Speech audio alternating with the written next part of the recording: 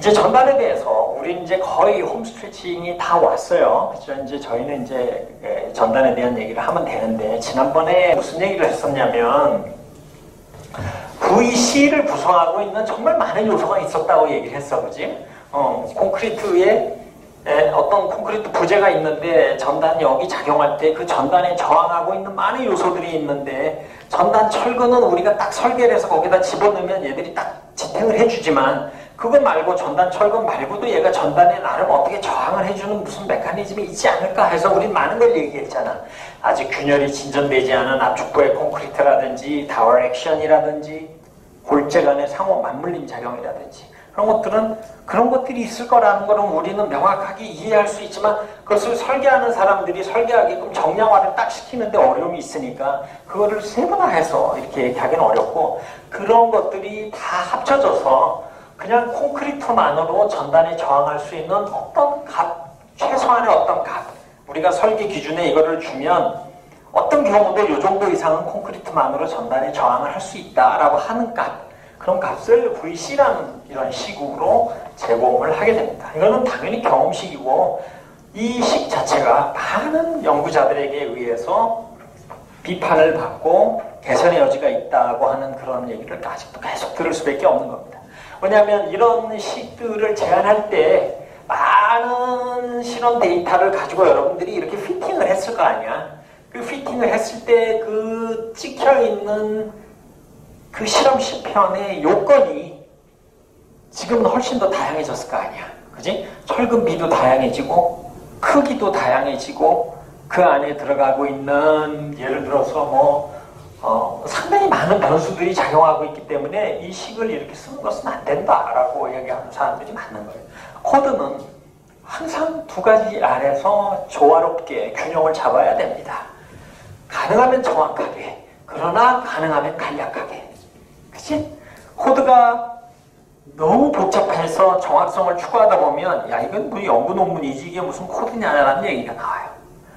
그런데 또 너무 간략하게 만들면 우리가 설계를 해야 되는데 그렇게 대충 만들어서 쓰면 됩니까? 또 이런 비평을 받습니다. 그러니까 코드는 그 갈래길에서 그 안에서 어느 쪽으로든 약간의 비평을 받을 수밖에 없는 그런 상황인 거죠. 그러니까 여기에 지난번 얘기한 것처럼 만약에 축발력이 작용하게 되면 이런 식들이 다시 좀 개선이 되고요. 그래서 이번에는 전단뿐만 아니라 이 어떤 부재가 여기에 휨철근이 작용하고 전단철근이 작용하잖아. 그러면 휨과 전단을 같이 받으니까 이 전단만 해도 벌써 지난번에 얘기한 것처럼 휨철근의 다워 액션도 전단에 저항하는 메커니즘을 구성하잖아.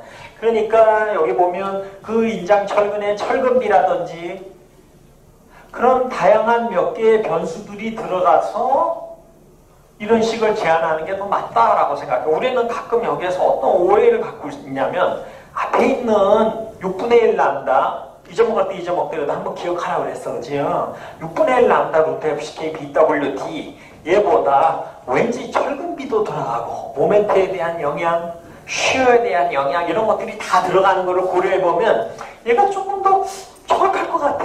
우리 굳이 앞에 있는 애를 simplified 된 공식이라고 얘기하면 얘는 조금만 rigorous한, 그치? 조금 더 좀 accurate한 그런 솔루션을 줄 거라고 하는 생각을 갖게 되죠. 얘도 똑같이 경험식입니다. 그런데 이 식은 지금 우리가 사용하고 있는 코드에는 이 식을 사용하고 있습니다만 지금 요새 외국에 있는 많은 연구자들에 의해서 소위 말하는 박살이 났죠. 왜? 이 경험식을 만들어냈을 때에 사용했던 그 점들의 스펙을 분석을 해보면 시험체를 대부분 다 30cm보다 작은 애들, 그 안에 있는 철근비가 대충 2.5% 이상 되는 애들. 내가 뭐라 그랬어요? 경제적인 설계를 위해서 인장 철근비를 1%라고 그랬잖아. 그러면 여기서 바로 의문이 생기지. 그러면 30cm보다 훨씬 더 커다란 시험체, 그리고 철근비가 2.5가 아니라 1% 쪽으로 이렇게 낮은 철근비가 들어가 있는 건 이 공식이 적용이 돼요? 라고 물으면 대답할 것 같아. 아닐 겁니다. 라고 얘기하는 거지. 그런데 우리 지하철 구조물이라든지 이런 것들은 여기 실험군에 해당이 되질 않아요. 그래서 이 식들이 다 바뀌게 됩니다. 유감스럽게 미국은 바뀌었고 우리나라는 안 바뀌었고 여러분들은 그 과도기에 있기 때문에 나는 이 시기를 얘기해주면서 이 시기 어떻게 바뀌었다라는 얘기는 아직 할 수가 없어요. 우리는 우리나라 코드로 설계를 해야 되잖아. 그치? 외국에 가서 할 때는 또 외국 코드를 봐야 되지만 2019년 코드로 바뀌었으니까 우리나라는 앞으로 한 4년, 5년쯤 뒤에 바뀔까? 그런 문제가 있었다는 거예요. 그러니까 우리가 여러분들이 그 실험군을 만들 때 그러니까 어느 정도의 우리가 다양한 여러 가지 엑스트라폴레이션을 다 포용할 정도의 많은 그런 것들을 다 포함하고 있는지 그 꼭 검토를 해봐야 되는 거지. 이거는 단면의 사이즈가 아주 크고 철근비가 작은 경우에는 별로 해당이 되지 않는다는 거죠. 그래서 축방약 인장력을 현저하게 받으면 뭐라 그랬어 어제 내가 축방약으로 인장력을 받으면 원래 갖고 있었던 전단 능력이 반으로 뚝 떨어진다고 얘기했잖아. 그러니까 그런 것들이 겁나니까 여기에 축방약력 이런 것들을 고려할 수 있는 많은 이런 실험식들을 제안을 하게 돼. 그래서 이 VC라고 하는 거 여러분들한테 어제도 얘기했지만 여기에는 많은 것들이 포함된다 그랬어요. 다오레이션도 들어가고 골재간의 상호 맞물림 작용도 들어가고 아직 균열이 진전되지 않은 압축 콘크리트에 의한 영향도 들어가고 그런데 뭐가 얼만큼 늘 그 얼만큼은 존재하는가 이런 관점에서 아무도 얘기를 못하니까 그냥 퉁쳐서 뭐가 뭔지 얘가 몇 프로인지 모르지만 퉁쳐서 이 정도 이상은 될 거다 라고 하는 값을 설계 기준으로 넣을 수밖에 없고 얘가 콘크리트가 저항하는 전단 강도라고 한다면 하중에 의해서 전단력이 발생하잖아. 그 전단력이 얘보다 크면 그 차이만큼 전단력이 견뎌주면 되잖아. 그 전단 철근을 골라내는 게 우리는 전단 설계라고 얘기를 하는 거예요. 왜냐하면 VC 자체는 이렇게 심플한 공식으로 딱 계산이 되니까. 그치? 그래서 우리가 이제부터 오늘 신경 써야 될 부분들은 VC는 이렇게 어렵지 않게 생각하지 않아도 그냥 공식으로 VC가 얼마다라는 게 나오니까 결국은 우리 전단 설계는 전단 철근에 의해서 좌우된다고 하는 것을 알 수 있고 오늘 우리가 전단 설계에는 전단 철근에는 어떤 종류의 것들이 있는지 전단 철근에 의해서 제공되는 전단력은 우리가 어떻게 계산을 할 수 있는지 이런 것 등등을 이제 오늘 얘기하고자 하는 거죠. 그래서 전단 철근은 크게 우리가 실용적으로 사용되고 있는 것은 대표적으로 3개 정도라고 얘기할 수가 있겠습니다. 즉 이게 보가 이렇게 기둥과 연결이 되어 있다면 이렇게 인장철근의 방향과 수직되는 방향으로 집어넣는 수직 스터럽, 수직 전단철근, 영국에서는 그걸 링크라고 씁니다. 우리는 스터럽이라고 표현을 하죠. 전단철근을 요거를 워낙 경사균열이 이렇게 가니까 아예 그거를 막아줄 수 이렇게 경사진 방향으로 스트럽을 배치할 수도 있죠, 당연히. 그치? 그냥 아니면 이거를 갖다가 인장철근이 깔린데 위에 압축철근을 집어넣고 전단철근을 밑에 이렇게 연결을 해서 접촉을 해야 되니까 작은 좀 사이즈의 구조물에는 이렇게 아예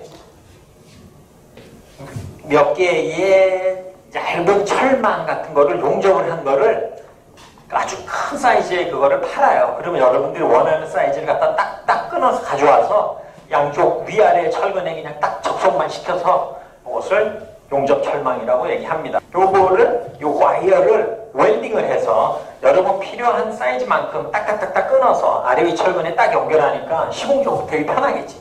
근데 느낌적으로 큰 사이즈의 구조물에는 좀 안 어울리겠지. 그치?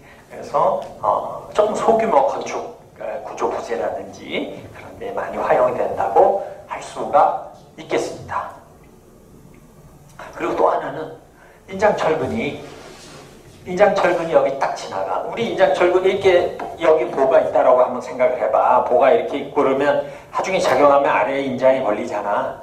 그러면 가운데 부분에 작용하고 있는 최대 모멘트가 8분의 WL 제곱이라고 한다면 이 밴드 모멘트 다이아그램 그려보면 이렇게 또는 아래로 그리면 이렇게 되겠지. 그럼 가운데 부분에서 양쪽으로 가면 갈수록 모멘트가 적어지잖아. 그러니까 여기 최대 모멘트가 작용하는데 필요한 인장철근을 사실은 끝까지 다 그 개수를 가져갈 이유가 없지.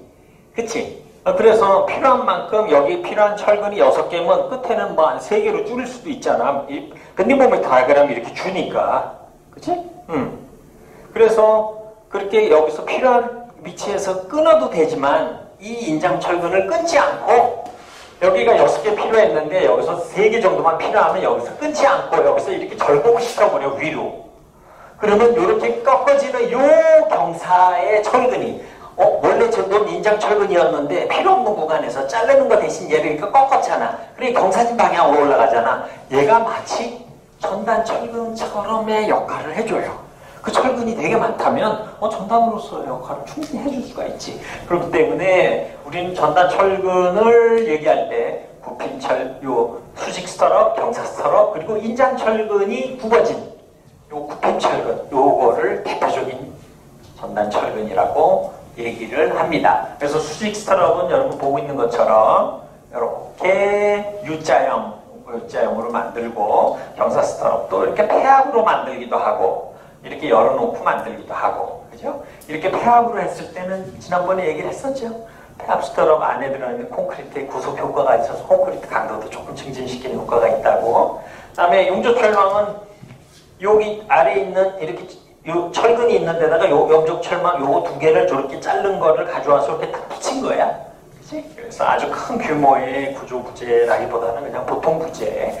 그럼 전단 철근은 대부분의 경우가 수직 스터럽, 경사 스터럽, 용접 철망인데 실제로 밖에서 공사하는 걸 보면 경사 스터럽 자체는 이 안에 저 스터럽을 경사 방향으로 넣기가 사실 쉽지가 않아. 왜냐하면 철근이 타설된 다음에 우리가 콘크리트 위에서 보여야 되잖아.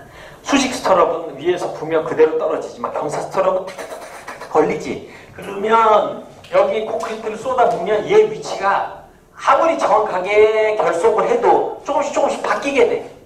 별로 바람직하지 않지. 그래서 실질적으로 우리는 가장 효율적인 방법으로 우리가 수직 스터럽을 제일 많이 사용한다고 할 수가 있겠습니다. 여기에 전단 철근의 종류라고 할 수가 있겠어요. 그래서 전단 철근을 보면 전단 철근은 항복 강도가 500MPa를 초과할 수 없고 용접 WWF Welded Wire Fabric이죠. 용접 이용 철망을 사용할 경우에는 600까지 허용이 된다라고 얘기했고, 그래서 보통 철근 콘크리트 부재의 경우 다음과 같은 철근을 사용한다라고 얘기했어요. 주인장 철근에 45도 이상의 경사로 설치되는 스터럽 45도짜리 또는 경사. 그 다음에 주인장 철근에 아까 얘기했지, 인장 철근이 더 이상 필요 없는 부분에 꺾었을 때 30도 이상 정도 되는 그러한 인장 철근의 구핀 철근. 그 다음에 얘 같이 쓰는 경우도 있겠지, 그치? 그리고 용접 철망으로 쓰는 경우도 있고, 이렇게 다 돼야 되고요. 이렇게 전단 철근은 항복 강도를 발휘하도록 압축부에 연단해서 유효 깊이 D거리까지 연장 정착돼야 됩니다. 이 얘기는 무슨 얘기냐면 철근이 이렇게 그냥 형식적으로 이렇게 모양만 돼서는 안 되지. 얘도 마찬가지로 철근이니까 얘도 자기가 항복할 때까지 연성을 보여줘야 되는 거잖아. 그런데 얘가 쭉 연성을 발휘하려고 항복할 때까지 가야 되는데 이쪽 철근을 꽉 다 잡아주는 데가 없으면 얘가 항복하려고 변형되다가 딱 이런 일이 발생을 하면 안 되지. 정착에 대한 파괴가. 그런 일이 파괴가 되면 안 되기 때문에 전단 철근도 마찬가지로